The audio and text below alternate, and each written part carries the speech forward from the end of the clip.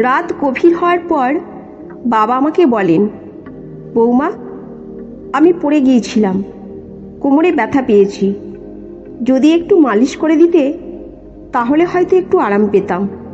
আমি শ্বশুরকে তখন আমার বিছানায় শুইয়ে দিই।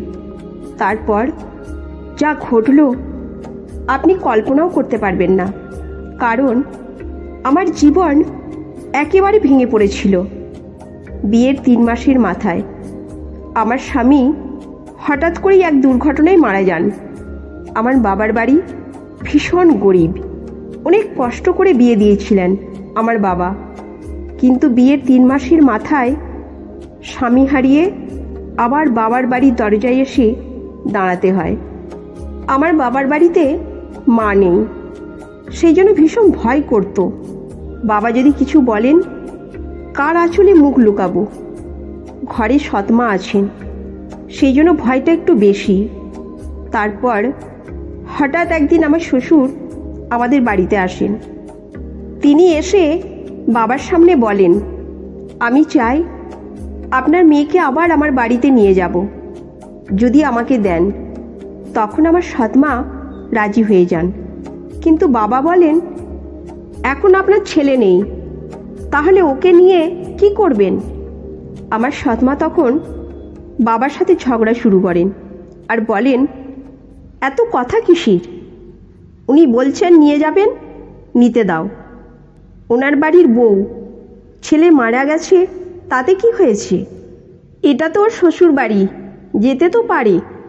মায়ের ঝগড়ায় বাবা আর কিছু জিজ্ঞেস করেননি, এক কথাই বলে দিলেন, মেয়েটি যদি সুখী থাকে তাহলে বাবা হয়ে আমি অনেক খুশি, আপনি ওকে নিয়ে যান।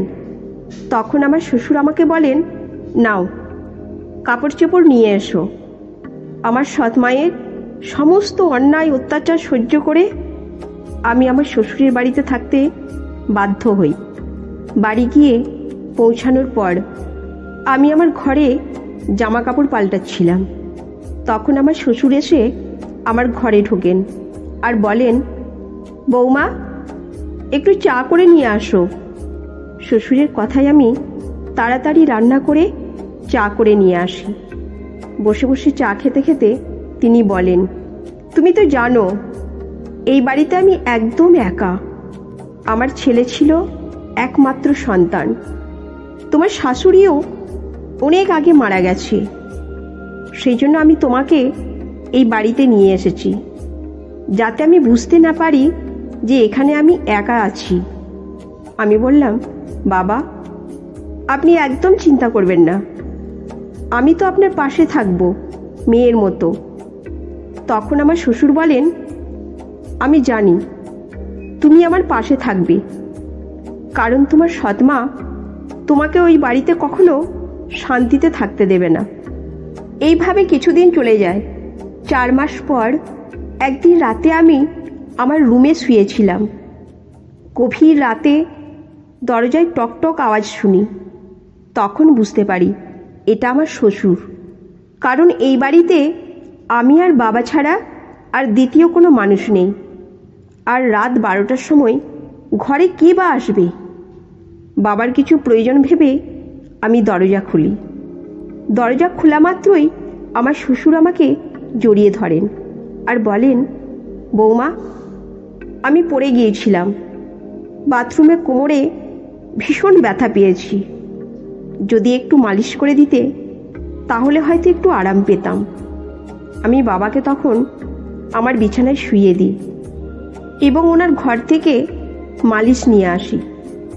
বাবার বয়স 50 বছর, এতটা বুড়ো হননি, এখনও জোয়ান মনে হয়। আমার স্বামী একটু অল্প বয়সে বিয়ে করেছিল, আর অল্প বয়সেই এই পৃথিবী থেকে চলে যেতে হলো। বসে বসে শ্বশুরের কোমরে আমি মালিশ লাগিয়ে দিচ্ছি। কেমন যেন উনি আমার দিকে অদ্ভুতভাবে তাকাচ্ছিলেন। তখন আমার আরও বেশি ভয় লাগছিল। আমি বললাম, কি হয়েছে? আপনার কোমরে কি বেশি আঘাত পেয়েছেন? ডাক্তারকে ফোন করব? না বৌমা, থাক, তুমি মালিশ করে দিচ্ছ, এতেই আমি অনেক আরাম পাচ্ছি। শ্বশুরের এমন অদ্ভুত আচরণ দেখে আমি বললাম, বাবা আপনি বরং এখানেই শুয়ে পড়েন। আপনার কোমরে ব্যথা নিয়ে কি করে ঘরে যাবেন? আমি বরং আপনার ঘরে গিয়ে ঘুমিয়ে পড়ি। আমার কথা শুনে আমার শ্বশুর বলেন, এটা কি বলছো বৌমা? এই অবস্থায় আমাকে একা ফেলে তুমি চলে যাবে? রাতে যদি আমার বাথরুমে যাওয়ার প্রয়োজন পড়ে তাহলে আমি একা কি করে যাব? তার চেয়ে বরং তুমি এখানেই শুয়ে পড়ো। কিছুক্ষণ পরে বাবা উঠে এসে আমার দিকে তাকিয়ে বললেন, বৌমা তোমাকে কিছু বলতে চাই। তুমি যদি আমার কথায় রাজি হও তবে বলবো। আমার মনে খটকা লেগে গেল। আমি চিন্তিতভাবে বললাম, বাবা কি বলবেন আপনি? বলুন। শ্বশুর একটু হেসে বললেন, আজকের রাতটা আমি তোমার সাথে কাটাতে চাই, কারণ একা একা আমার আর ভালো লাগছে না। আমার ছেলে মারা যাওয়ার পর আমি ভেবেছিলাম আবার বিয়ে করব, কিন্তু তখন আমার মনে হলো তোমার সৎ মা তোমাকে ওই বাড়িতে কখনো শান্তিতে থাকতে দেবে না, তাই আমি তোমাকে এই বাড়িতে নিয়ে এসেছি।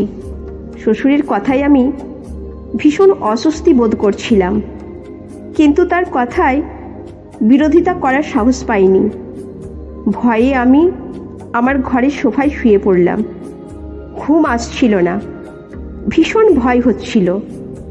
বৌমা মনে হচ্ছে তোমার কাছে খারাপ কিছু চাইনি। আমি চাই তুমি আমাকে বিয়ে করে নাও, তাহলে কেউ আর কিছু বলতে পারবে না। আমি শ্বশুরকে বলি, বাবা আপনি এসব কি বলছেন? আপনি আমার শ্বশুর, আর শ্বশুরের সাথে বিয়ে করা কি সম্ভব? শ্বশুর বললেন, দেখো বৌমা, আমি মানছি যে একসময় আমি তোমার শ্বশুর ছিলাম, কিন্তু 5 মাস হয়ে গেছে তোমার স্বামীর মৃত্যুর। এখন আমাদের মধ্যে আর তেমন কোনো সম্পর্ক নেই। আমি একা, তুমিও একা। আমরা একে অন্যের সঙ্গী হতে পারি। আমার মন বিশৃঙ্খল হয়ে উঠল। বাবার এমন প্রস্তাব শুনে আমি কিছু বলতে পারলাম না। একদিকে সৎ মায়ের অত্যাচার, অন্যদিকে শ্বশুরের অদ্ভুত আচরণ। রাত পেরিয়ে গেল। পরের দিন সকালে শ্বশুরের কথাগুলো নিয়ে অনেক ভেবেছিলাম। নিজের পরিস্থিতি বিশ্লেষণ করছিলাম। শ্বশুরের প্রস্তাব আমার কাছে অসম্ভব মনে হলেও বাস্তব পরিস্থিতি আমাকে বাধ্য করছিল কিছু একটা সিদ্ধান্ত নিতে। বাবার কাছে গিয়ে কথা বলার সাহস পাইনি, কারণ জানতাম বাবার কথা শোনার পর আমার জীবনে নতুন সমস্যা আসতে পারে। একদিন সন্ধ্যায় শ্বশুরের সাথে আবার কথা বলার সুযোগ পেলাম। তিনি বললেন, বৌমা আমি তোমার কাছে খারাপ কিছু চাইনি, শুধু চাই তুমি আমার জীবনের সঙ্গী হও।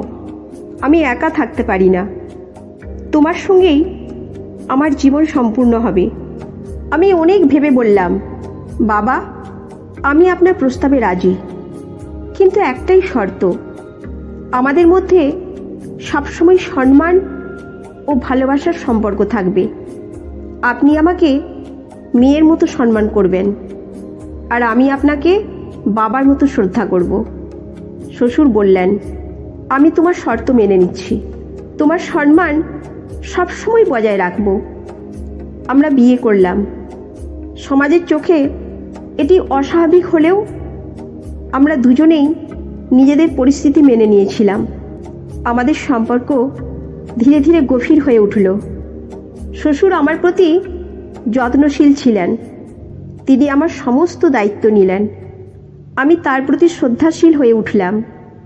আমরা একসাথে নতুন জীবন শুরু করলাম। শ্বশুরের সাথে সম্পর্কের নতুন রূপ আমাকে নতুন জীবনের পথে নিয়ে গেল। আমাদের মাঝে প্রেম, সম্মান ও শ্রদ্ধার সম্পর্ক গড়ে উঠল। আমাদের বিয়ের পর সমাজের চোখে আমরা কটু কথা শুনলাম, কিন্তু আমরা নিজেদের সিদ্ধান্তে অটল ছিলাম। শ্বশুরের সাথে আমার সম্পর্কের নতুন রূপ আমাকে নতুন জীবনের স্বপ্ন দেখিয়েছিল। শ্বশুর আমার জীবনের সবথেকে গুরুত্বপূর্ণ ব্যক্তি হয়ে উঠলেন। আমাদের মধ্যে প্রেম ও সম্মানের সম্পর্ক ধীরে ধীরে গভীর হয়ে উঠল।